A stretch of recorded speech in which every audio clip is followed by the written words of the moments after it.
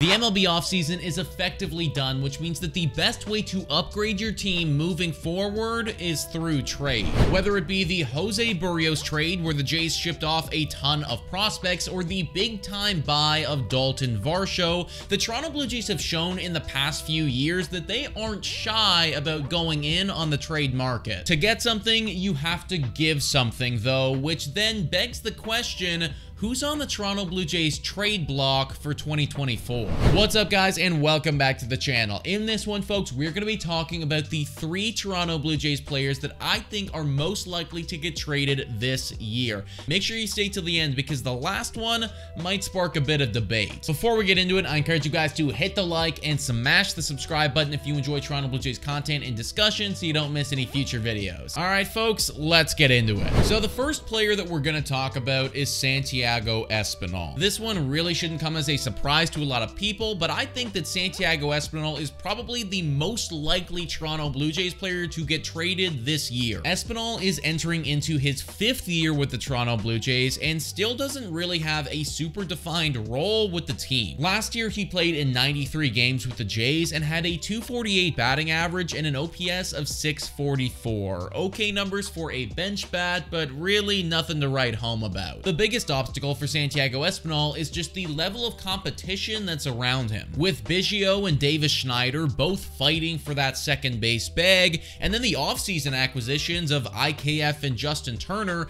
there just isn't a whole lot of space for him on the field or in the lineup. Now, I don't think that the Jays are going to get some crazy return for Santiago Espinal or anything like that, but he is in the 2nd year of arbitration, meaning that he has 2 more years of control after 2024, and that level of control could be appealing to another team. Also, it should be noted that an Espinal trade is contingent on IKF doing a good job. If IKF comes out and just really isn't looking good with the team, then I don't think that Espinal gets traded. The next player that I want to talk about is Nate Pearson. Nate Pearson's career with the Toronto Blue Jays has really been a sad watch. He came into the league as a highly touted prospect, and then through injury and bad luck and poor performance, he just hasn't lived up to the ceiling that everybody hoped for. Pearson's also in a similar spot to Santiago Espinal in the sense that he's been struggling to find a real spot on the team. Last year, he had a 4.85 ERA for the Blue Jays and 42.2 innings pitched, and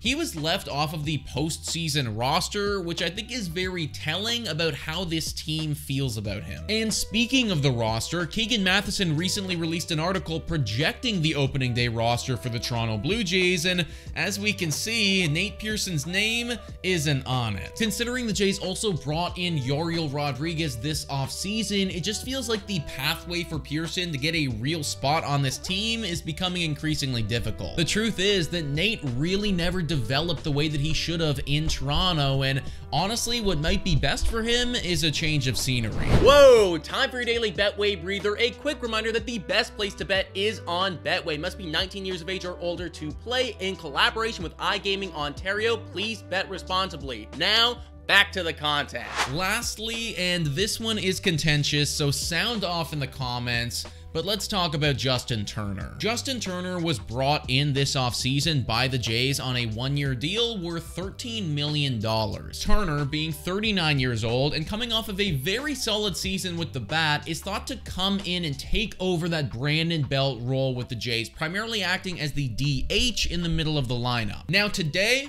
I don't think that Turner's going anywhere, and I think that as long as the Toronto Blue Jays are in a playoff spot or in contention for a playoff spot, Justin Turner is going to be staying put. But if the Toronto Blue Jays get off to a slow start on the season and come trade deadline, they're on the outside looking in, and the pathway to playoffs just isn't looking nearly as promising, then Justin Turner immediately becomes one of your best trade chips. The Jays also have Spencer Horwitz, a rather promising prospect for them, waiting in the wings, and if Justin Turner ever was to get traded, then the Toronto Blue Jays can just take Spencer Horwitz and plug him into Justin Turner's role. I personally don't want to see Toronto trade Justin Turner, and I do think that they're going to be competitive enough that they shouldn't have to, but if everything comes crashing down, then it's nice to know that they have a fairly valuable asset that they could trade come deadline. But folks, let me know what you think about all this in the comments down below. Thank you so much for watching, and as always, go Jays go!